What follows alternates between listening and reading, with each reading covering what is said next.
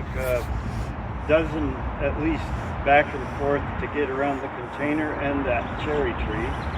Thankfully, we only had to trim the cherry tree, not top it out altogether. And now we're out here, so now the next step will be close to within a day of launch. We'll pull the pilot house and put it on a trailer so we can get under all the power lines. Anyway, I think it's where it's going to stay for a little while. Thanks for watching.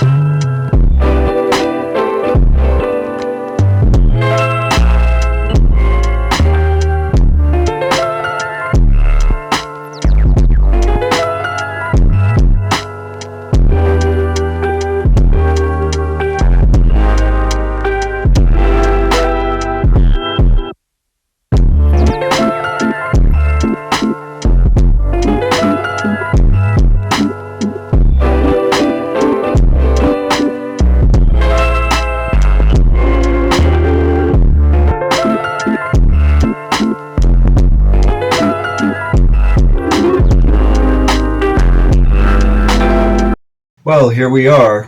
As you've seen from the footage already, I've been busy. It's spent about 3 weeks off and on working on the trailer, adding 2 axles and modifying them and adding framing to support those axles to tie it together with the original A-frame of the boat trailer.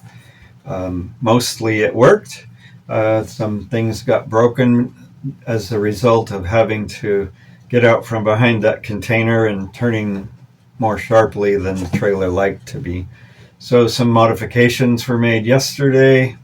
A little bit of welding needs to be finished, but it's pouring rain today, so this was a great day to do a video. And as you may know, it's been since January since I edited a whole video, so I've been quite busy. The motor is now functional fully. It's been programmed thanks to friends from Australia that we did over Teams, and that was quite a process just by itself. So now the motor's running. We know that the seal doesn't leak because we had to flush it with water while we were running it to keep it cool. Yeah, so everything there is functional so far. Of course, sea trials will reveal any problematic areas later, but that's the deal. Getting it out from behind the container was difficult and necessary. I didn't want to wait till the last minute before we were going to move to water. So this is the last part of April. I'm looking at sometime in June. There's 2 different weeks of good tides. Considering that time of year is usually really low tides, there's a few that are high enough to get us off the trailer.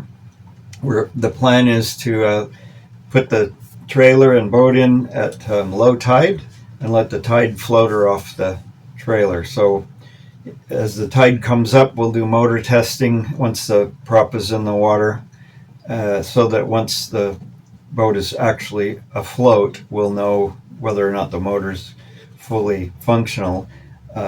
Doing the testing we've done so far here on the trailer, under these conditions there was no load, so I may have to make some adjustments in the motor programming.